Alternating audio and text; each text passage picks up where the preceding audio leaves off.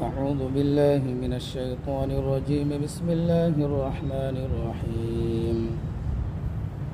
يا أيها الذين آمنوا توبوا إلى الله توبة نصوحا عسى ربكم أن يكفر عنكم سيئاتكم ويدخلكم جنات تجري من تحتها الأنهار يوم لا يخزي الله النبي والذين آمنوا معه نورهم يسعى بين أيديهم وبأيمانهم يقولون ربنا أتمم لنا نورنا واغفر لنا إنك على كل شيء قدير.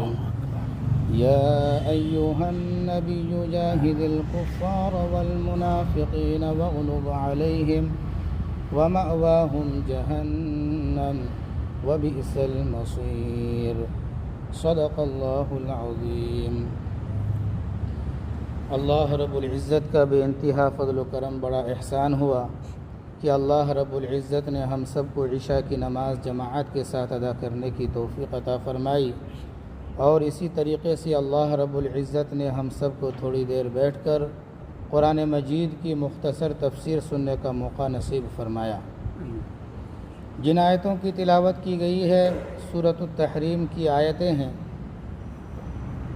اور سورۃ التحریم کے تعلق سے بتایا گیا تھا کہ اس کے اندر 2 رکوع ہیں. پہلا رکوع مکمل ہوا ہے، دوسرا رکوع یہاں سے شروع ہو رہا ہے. اللہ رب العزت ارشاد فرماتے ہیں، یا ایھا الذین آمنوا توبوا الی اللہ توبۃ نصوحا، کہ اے ایمان والو توبہ کرو اللہ کے لیے خالص توبہ. اے ایمان والو اللہ کے سامنے توبہ کرو خالص توبہ. توبۃ نصوحا، ایسی توبہ کرو کہ آئندہ گناہ نہ کرنے کا عزم مصمم ہو.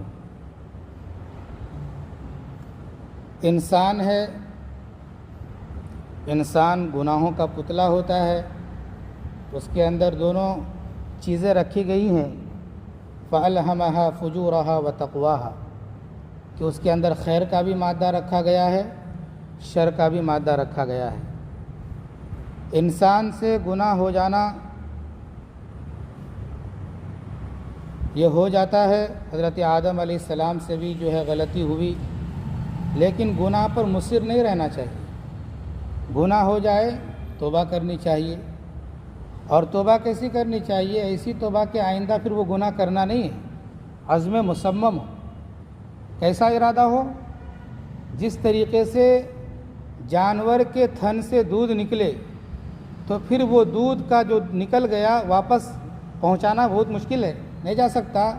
ایسی توبہ کرنا چاہیے کہ جو گناہ میں نے کر لیا آئندہ ویسا گناہ مجھے کرنا نہیں ہے. بالکل سچے دل سے، صدق دل سے کیا کرنی چاہیے؟ توبہ کرنی چاہیے. اور اللہ کی ذات ایسی ہے کہ جو ہے انسانوں کے جو ہے توبہ کو قبول کرنے والے ہیں. کتنے بڑے بھی گنہگار ہوں اللہ تعالیٰ گناہوں کو معاف کرنے والے ہیں. شرط یہ ہے کہ ہم معافی مانگنے والے ہوں. اللہ اتنے بڑے مہربان ہیں کہ دنیا کے اندر ہم دیکھتے ہیں معاشرے کے اندر زندگی گزارتے ہیں، اور شادی شدہ ہے، زندگی گزار رہا ہے، بیوی بچے ہیں. کسی کا بچہ زیادہ نافرمانی کرنے لگتا ہے تو باپ کو بڑا غصہ آتا ہے. کیا آتا ہے؟ بڑا غصہ. اور جب باپ غصے میں رہتا ہے تو اپنی بیوی سے کہتا ہے کہ دیکھو اس کو سنبھالو، اس کو سمجھا لو.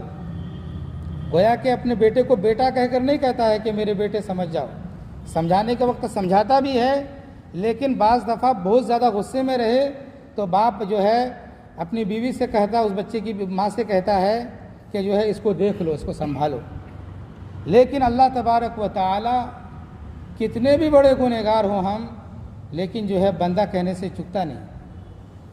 کتنے بھی غصے میں رہیں اللہ تعالیٰ بندہ کہتا ہے.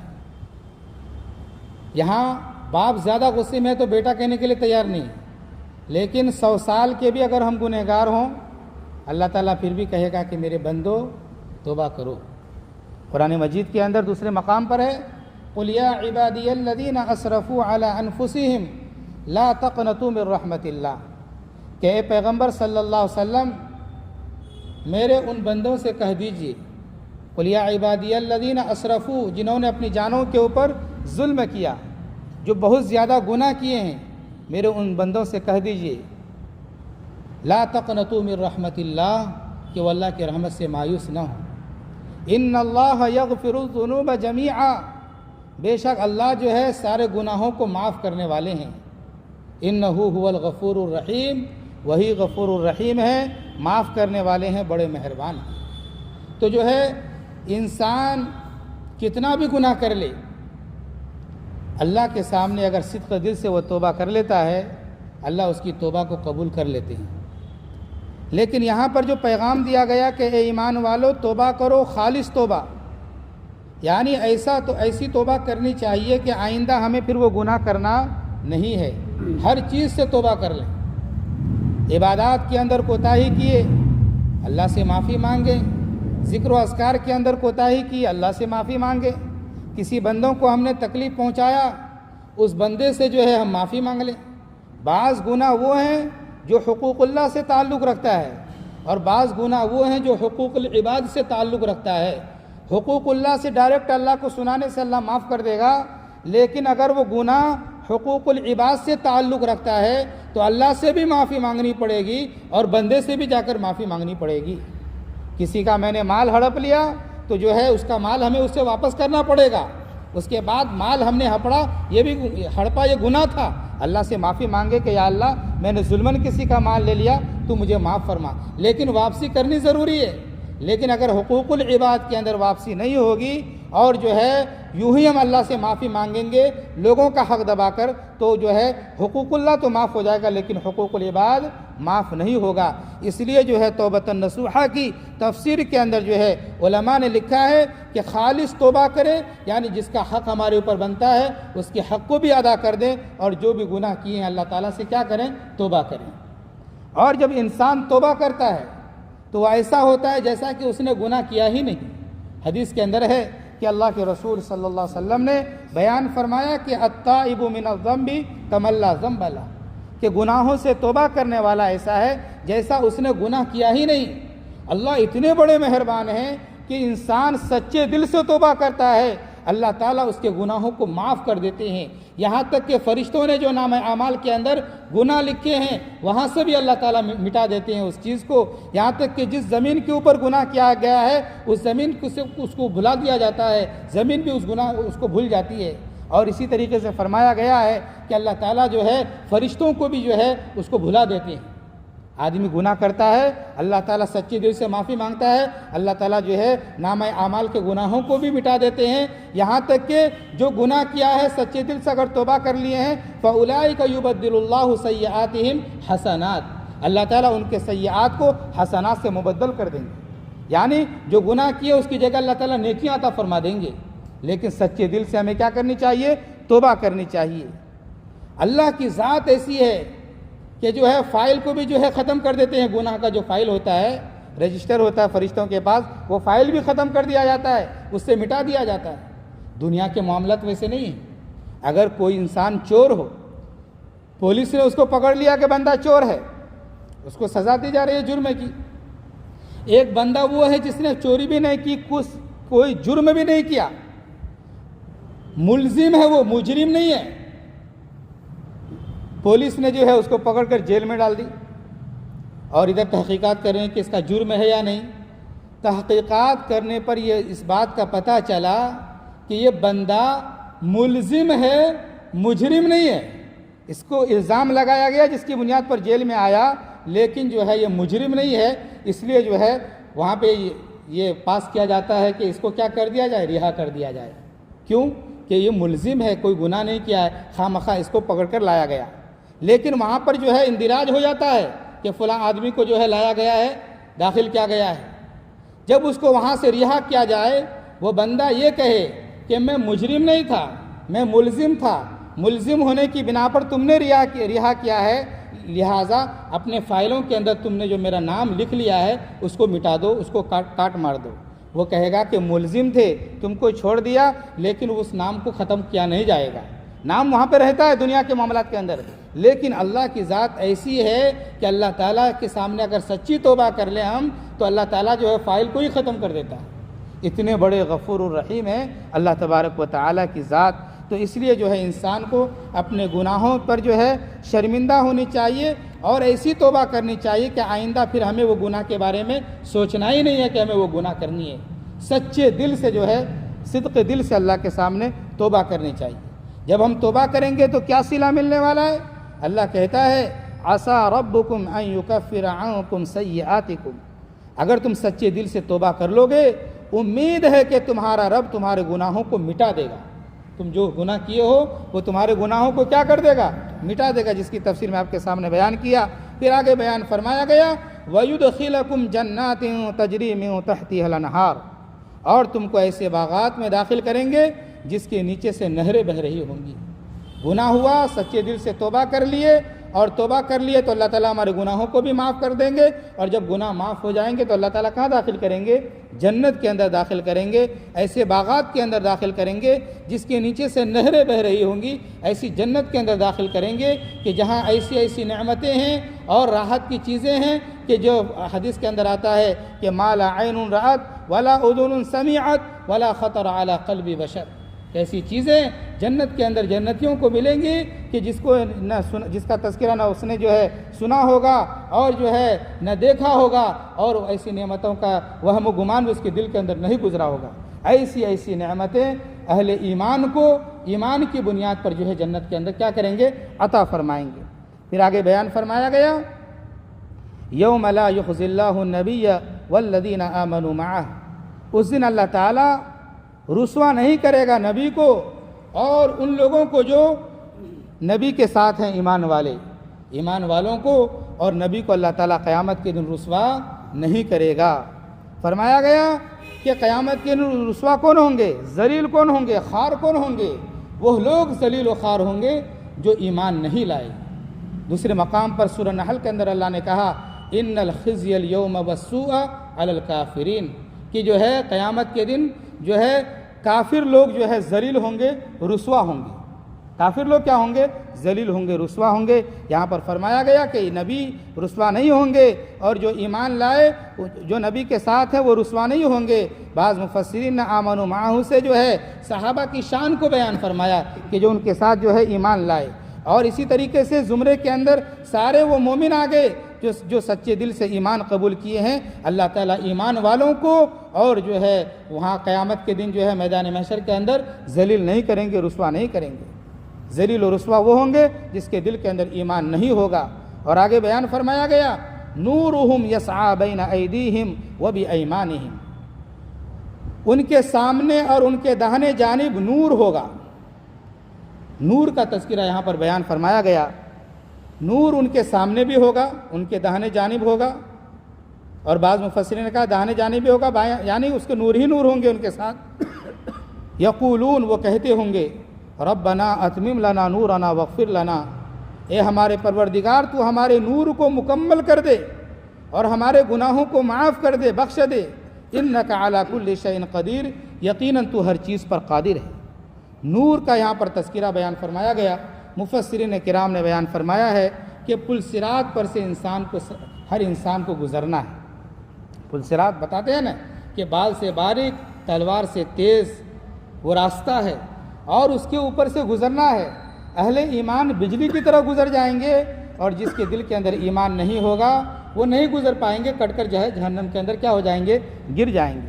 فرمایا گیا کہ جب ایمان والے پل صراط کے اوپر سے گزریں گے تو اس کے سامنے نور ہی نور ہوگا، یعنی ایمان کی روشنی ہوگی۔ اللہ ایک ایسی روشنی عطا فرمائیں گے کہ جو ہے چلیں گے اس راستے پر جو اندھیرا ہوگا، جہاں ظلمت چھائی ہوئی ہوگی، آسانی کے ساتھ ایمان والے وہاں پر کیا ہوں گے؟ گزریں گے، جس کا تذکرہ اللہ رب العزت نے جو ہے سورہ حدید کے اندر بھی بیان فرمایا ہے کہ جو ہے قیامت کے دن جو ہے میدان جب پل صراط کے اوپر سے گزریں گے، تو جس کا تذکرہ اللہ نے سورہ حدید کے اندر کیا کہ یوم تری المؤمنین والمؤمنات یسعی نورہم بین ایدیہم وبایمانہم، کہ اس دن آپ دیکھیں گے کہ مومن مرد اور مومن عورتیں جو ہے ان کے سامنے نور ہوگا، روشنی دوڑ رہا ہوگا ان کے سامنے اور ان کے دائیں جانب۔ بشراکم الیوم، کہا جائے گا کہ ان کو خوشخبری دے دو ایسی جنت کی جس کے نیچے سے نہریں بہہ رہی ہوں گی، وہ خالدین فیہا، اس کے اندر وہ ہمیشہ ہمیشہ رہیں گے۔ ذالک هو الفوز العظیم، یہ بہت بڑی کامیابی ہے۔ جو ایمان والے ہوں گے روشنی ان کے سامنے ہوگی، دانے جانب ہوں گی، وہ آرام سے گزر جائیں گے، اور کہا جائے گا کہ ان کے لیے خوشخبری ہے۔ کس چیز کی خوشخبری؟ کہ آرام سے پل صراط کے اوپر سے گزر رہے ہوں گے، جنت کی خوشخبری ہے۔ اور فرمایا گیا منافقین کے تعلق سے کہ منافقین بھی پل صراط کے اوپر سے گزریں گے۔ یوم یقول المنافقون والمنافقات للذین آمنوا انظرونا نقتبس من نورکم قیل ارجعوا وراءکم فالتمسوا نورا فضرب بینہم بسور لہ باب باطنہ فیہ الرحمہ وظاہرہ من قبلہ العذاب۔ اس کے اندر بیان فرمایا گیا کہ اس دن منافق مرد اور منافق عورتیں کہیں گے ان لوگوں سے جو ایمان لائے، ہمارا بھی انتظار کرو، نقتبس من نورکم، کہ جو ہے ہم بھی جو ہے تمہارے نور سے کیا کریں، فائدہ اٹھا لیں۔ ان سے کہا جائے گا کہ لوٹ جاؤ، جہاں پر نور ملتا ہے، روشنی ملتی ہے، وہیں سے جا کر نور لے کر آ جاؤ۔ گویا کہ اس آیتوں کے اندر کہا گیا کہ منافقین لوگ بھی گزریں گے وہاں پر، لیکن منافقین کے تعلق سے بعض مفسرین نے کہا ہے کہ ان کو جو روشنی دی جائے گی انگوٹھے کے برابر روشنی ہوگی، اس کی اتنی چھوٹی سی روشنی ہوگی کہ صحیح، اور وہ اس طور پر ان کو دیا جائے گا، تو ان کو اتنی بھی روشنی ملنے والی نہیں تھی، اس طور پر ان کو دیا جائے گا کہ دنیا میں دکھانے کے لیے تو ایمان قبول کیا، تو دکھانے کے واسطے اللہ بھی کیا کرے گا، ان کو روشنی دے گا کہ جو ہے منافقین جو ہے ان المنافقین یخادعون اللہ وہو خادعہم، منافقین اللہ کو دھوکہ دیتے ہیں، یہی نہیں، حالانکہ وہ جو ہے خود دھوکے میں کیا ہے، پڑے ہوئے ہیں۔ جو ہے وہ منافقین اللہ کو کیا دھوکہ دیں گے، وہ خود دھوکے کے اندر کیا ہے، پڑے ہوئے ہیں۔ تو بتایا جاتا ہے کہ جو ہے اس کو بھی دکھاوے کے لیے روشنی دی جائے گی، اور جب گزرنے لگیں گے تو ان کی روشنی کیا ہو جائے گی، ختم ہو جائے گی، اور وہ مسلمانوں کو پکار کر کہیں گے کہ ٹھہرو ٹھہرو، ہم تمہارے ساتھ تھے دنیا کے اندر، ایمان قبول کیا ہمیں پہچانتے نہیں، ہم تمہارے ساتھ نماز پڑھا کرتے تھے، عبادتیں کیا کرتے تھے، ٹھہرو ہم بھی اس نور سے کیا کریں، فائدہ اٹھا لیں۔ بتایا جاتا ہے کہ وہ جو ہے ٹھہریں گے نہیں، ان کو جواب دیا جائے گا کہ تم جاؤ جہاں پر روشنی ملتی ہے وہاں پر روشنی کو کیا کرو، تلاش کرو۔ بہرحال یا سورہ حدید کے اندر بھی جو ہے اس کا تذکرہ بیان کیا گیا ہے۔ بہرحال منافقین کی جو ہے روشنی ختم ہو جائیں گی، اور جو ایمان والوں کو اللہ تعالیٰ روشنی عطا فرمائیں گے، اس روشنی کے ساتھ جو ہے وہ آسانی سے کیا ہوں گے، گزر جائیں گے۔ تو بہرحال اسی کو بیان فرمایا گیا کہ جو ہے ایمان والوں کے سامنے اور داہنے جانب روشنی ہوں گی، اور جب منافقین کا جو ہے روشنی بجھ جائے گا، ان کا نور بجھ جائے گا، تو جو ہے ایمان والے کیا کریں گے، اللہ سے دعا کریں گے کہ ہماری بھی روشنی نہ بجھے۔ اللہ سے کہیں گے ربنا اتمم لنا نورنا، اے ہمارے پروردگار ہم کو جو تو نے روشنی دی ہے اس کو تو کامل کر دے، مکمل کر دے، منافقین کی طرح نہ بجھ جائے کہ جس طرح جو ان کی روشنی بجھ گئی وہ ہلاک ہو گیا، کہ ہماری روشنی بھی نہ بجھ جائے۔ تو مومن لوگ کہیں گے کہ ہمارے پروردگار ہمارے نور کو مکمل کر دے، واغفر لنا، ہمیں بخش دے، انک علی کل شیء قدیر، یقیناً تو ہر چیز پر کیا ہے، قادر ہے۔ پھر آگے کی آیت کے اندر اللہ نے بیان فرمایا یا ایھا النبی جاہد الکفار والمنافقین واغلظ علیہم، اے نبی کافروں سے اور منافقین سے جہاد کیجئے، واغلظ علیہم، اور ان پر سختی کیجئے، ومأواہم جہنم، اور ان کا ٹھکانہ جہنم ہے، وبئس المصیر، اور وہ بہت ہی برا ٹھکانہ ہے۔ اس آیت کے اندر نبی کو خطاب کر کے اللہ یہ کہہ رہے ہیں کہ کافروں سے بھی جہاد کریں، منافقین سے بھی کیا کریں، جہاد کریں۔ کافروں سے تو تلوار کے ذریعے جہاد ہوئی ہے، لیکن منافقین سے تلوار کے ذریعے جہاد نہیں ہوئی ہے، کیونکہ وہ بظاہر مسلمان تھے۔ کئی موقع ایسے تھے کہ جو ہے منافقین کا نفاق ظاہر ہو گیا۔ حضرت عمر بن خطاب نے ایک موقع پر کہا تھا غزوہ بنو مریثہ کے موقع پر کہ جو ہے اللہ کے رسول اجازت دیجئے کہ اس منافق کی کیا کریں، گردن کو اڑا دیں۔ اللہ کے رسول نے فرمایا کہ نہیں، یہ بظاہر ایمان قبول کیے ہیں اور جو ہے ہمارے ساتھ ہیں، تو لوگ یہ طعنہ دیں گے کہ محمد کو دیکھو کہ یہ اپنے ساتھیوں کو کیا کر رہے ہیں، مار رہے ہیں، کاٹ رہے ہیں۔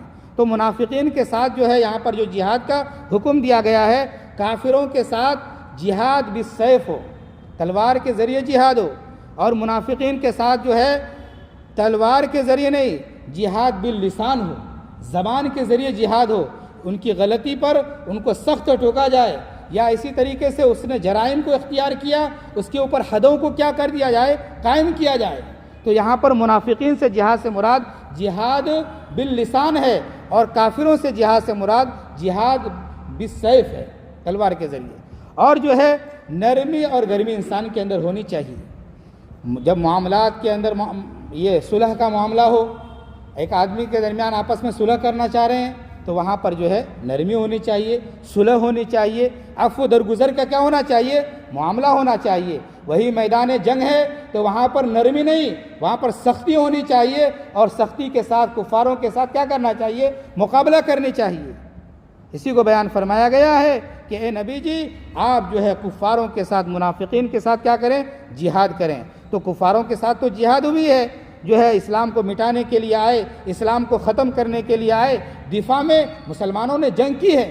اور اسی طریقے سے جو ہے منافقین سے جو ہے زبانی طور پر جو ہے ان سے بھی جہاد کیا گیا، یہاں تک کہ مفسرین کرام نے لکھا ہے کہ ایک وقت ایسا آیا کہ جو ہے مسجد نبوی سے جو ہے کچھ منافقین کو ذلیل و رسوا کر کے نکالا بھی گیا تھا۔ تو بہرحال جو ہے یہ منافقین لوگوں کے ساتھ جو ہے جہاد کا جو تذکرہ آیا، یہ جہاد باللسان ہے۔ آگے بیان فرمایا گیا وغلوظ علیہم، ان پر سختی کیجیے، سخت۔ میدان جہاد کے اندر نرمی کا معاملہ نہیں ہونی چاہیے، میدان جہاد کے اندر سختی کا معاملہ ہونی چاہیے۔ اور آگے بیان فرمایا گیا وَمَأْوَاهُمْ جہنم، ان کا ٹھکانہ جہنم ہے۔ کن کا؟ کافروں کا ٹھکانہ بھی جہنم ہے، منافقین کا ٹھکانہ بھی کیا ہے؟ جہنم ہے۔ وَبِئْسَ الْمَصِيرُ، اور وہ ٹھکانہ جو ہے بہت ہی برا ٹھکانہ ہے۔ اللہم اجرنی من النار، اللہم اجرنی من النار، اللہم اجرنا من النار۔ ہمیں دعا کرنی چاہیے کہ اللہ تعالیٰ اس برے ٹھکانے سے ہماری حفاظت فرمائے، اور اللہ رب العزت سے دعا فرمائے کہ اللہ تعالیٰ ہم تمام لوگوں کو سچے دل سے خالص توبہ کرنے کی توفیق عطا فرمائے، اور آئندہ گناہ نہ کرنے کا پختہ ارادہ کرنے کی توفیق عطا فرمائے، اور اللہ تعالیٰ ہم تمام لوگوں کو قرآن مجید سیکھنے، سکھانے، سمجھنے، سمجھانے اور قرآن کے طرز کے مطابق اللہ ہم سب کو اپنی زندگی گزارنے کی توفیق عطا فرمائے۔ ما بقیہ جو باتیں ہیں انشاءاللہ آئندہ آئے گا، اللہ ہم سب کو کہنے سننے سے زیادہ عمل کی توفیق عطا فرمائے۔ آمین وآخر دعوانا ان الحمد للہ رب العالمین۔ سبحان اللہ وبحمدہ، سبحانک اللہم وبحمدک، ونشہد ان لا الہ الا انت، ونستغفرک ونتوب الیک۔ سبحان ربک رب العزة عما یصفون، وسلام علی المرسلین، والحمد للہ۔